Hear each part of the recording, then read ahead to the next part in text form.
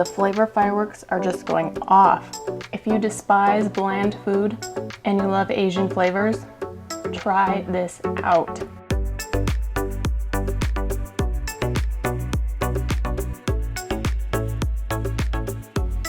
Hi everyone!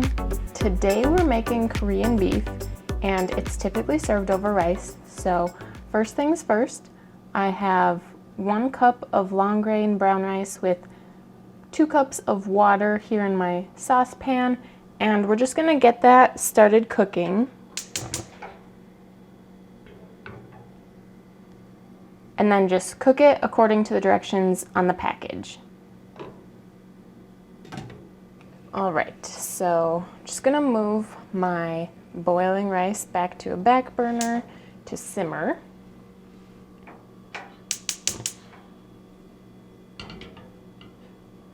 And I will say, I used long grain brown rice. Now you can use whatever rice that you prefer to use. I would stay away from jasmine rice, however. The jasmine rice is just so fragrant and it doesn't really marry well with the flavors of the Korean beef. So, up to you. I would stick with white, brown, or maybe basmati rice. Now we are going to get into the meat of the matter. Full pun intended. We need 1 pound of ground beef. You can use ground turkey, you can use whatever ground meat you usually go with. Today I'm using Beyond Beef, and in one of my previous recipes I used a flax egg instead of a real egg, and one of my fabulous subscribers asked why I did that. And if you ever see any of my recipes where I'm using an alternative to what an original ingredient was, it's just me showing you that you can take a traditional recipe and just tweak it to meet your dietary needs, restrictions, or lifestyle. So today I'm just using Beyond Beef, and it's made from pea protein.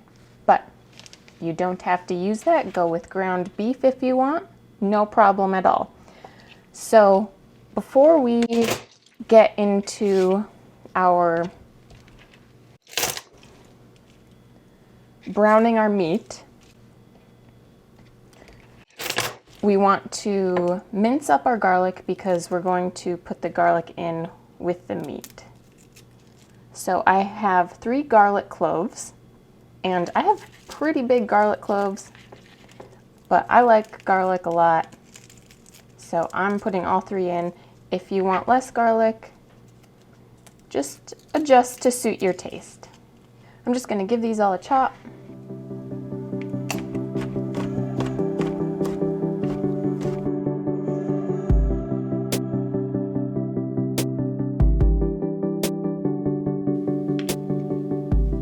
There we have it. Now, if you have store-bought, the jarred garlic, that's fine too. Fresh is always best, but nothing wrong with using the jarred store-bought garlic. So we have our pan over heat, and mine is just under medium heat. I'm going to put in the ground meat. Yeah, I know, it's fake meat. Just work with me here. And then we're going to put in our garlic.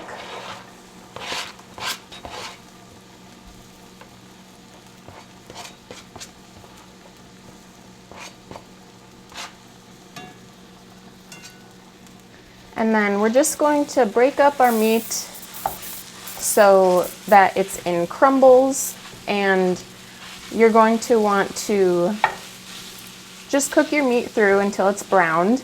And the chef of the recipe we're using, which I'll link the recipe down below for you guys, they keep cooking their meat past the point of where it's done because they like their beef crumbles to be crunchy.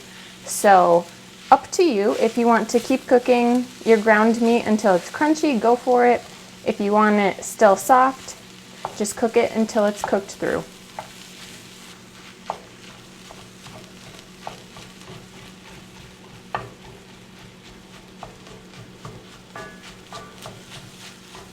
All right, so while this is browning, we'll keep an eye on it, but let's get together our sauce.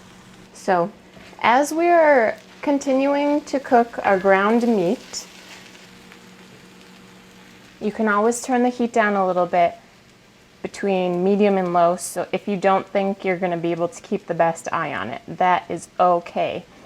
But now we're going to get together our sauce that's going to make it Korean beef. We want a small bowl to put all of our ingredients for the sauce in, and we are going to need soy sauce, sesame oil, brown sugar, and optional red pepper flakes. Oh, and ginger. So I have fresh ginger. You can use dried. If you're using dried, I will leave below how much dried ginger you will need. So if you're using real ginger, let's go ahead and peel it. Ginger is peeled. Let's give our beef a stir.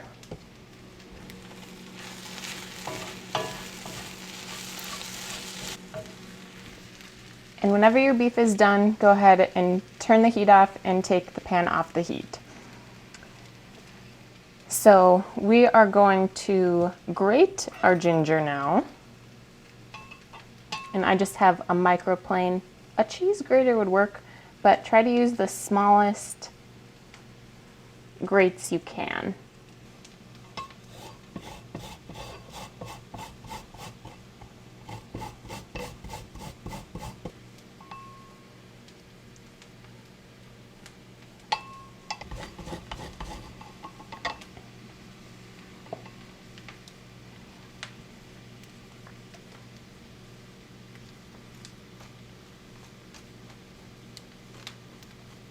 All right, so we were asked to use 3 inches of ginger root.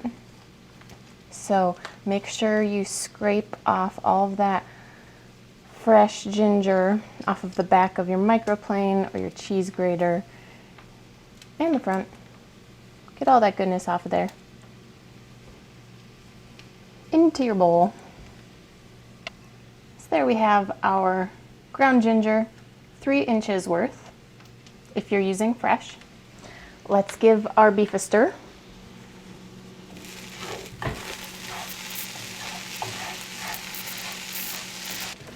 Mine is almost there. We just need a few more minutes to get the rest of the pink out. To our ginger, we need a 1/4 cup of brown sugar,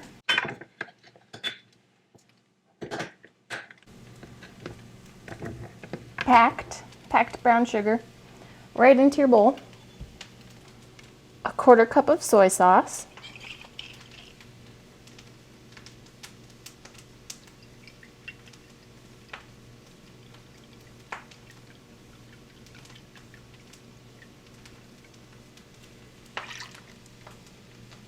and I'm using low sodium. You can always add more salt later if it's not enough, but whatever you have.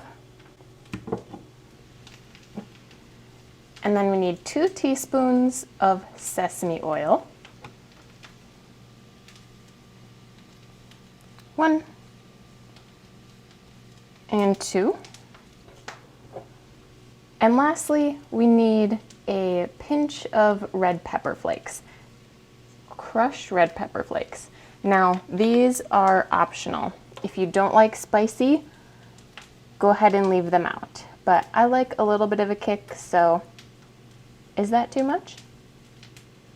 We'll live on the wild side. And then just use a spoon or a whisk or a spatula and give your sauce a stir. We want to get the brown sugar worked in and dissolved as much as you can. You just don't want big globs of brown sugar in your sauce. Now we're gonna go check on our meat one last time and bring your sauce with. All right, so we have our meat here. I'm gonna turn my heat off. Mine is nice and brown, and I definitely have some crispy bits in there. And we're just gonna go ahead and pour our sauce right over the top.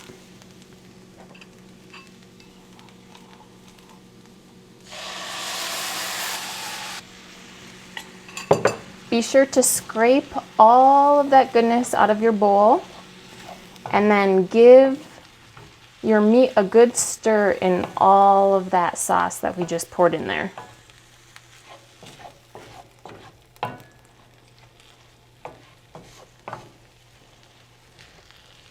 And we just want to stir it until it's all mixed in and it's hot, which I can tell the meat is because it's steaming. And I want to give it a little taste test because quality control, and that's a perk of being the chef.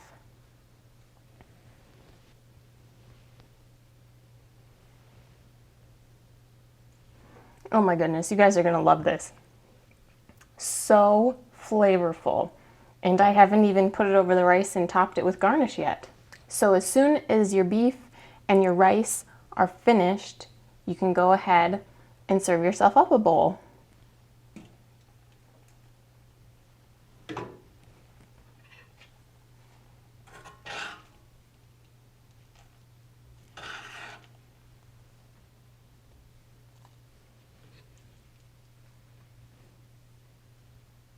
And so I have a bowl of delicious Korean beef over rice, and then I'm going to garnish it with some green onion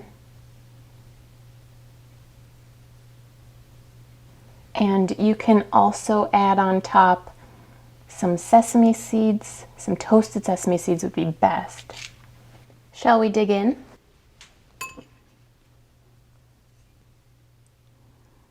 Get some of that beef,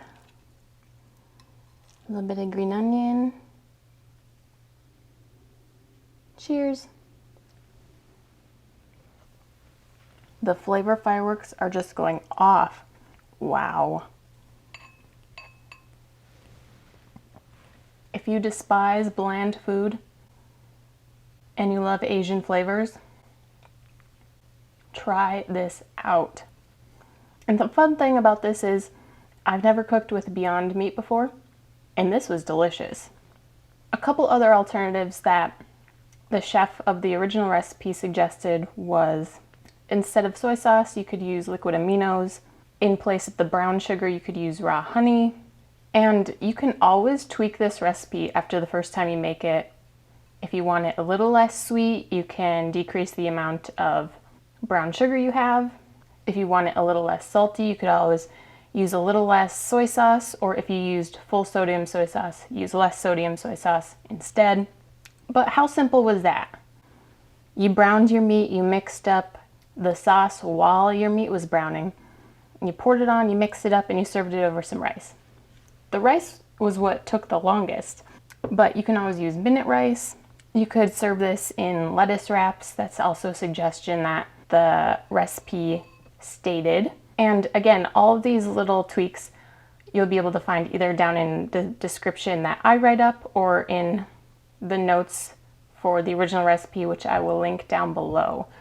But this is perfect, hearty, flavorful, easy for a weeknight when you don't have time or when you don't want to spend that much time cooking, and get a delicious meal out of it. All I can say is go try it out for yourself. And if you like it, I'd love to hear about it. Leave me a comment down below. And if you like this video, please give it a big thumbs up. And if you want to see more videos from me, you can head on over to my channel, and there are a bunch of playlists over there. But also, I'd love it if you would hit that subscribe button and that bell so that you know when I drop my next video. And I'll see you guys next time. Oh, I almost forgot.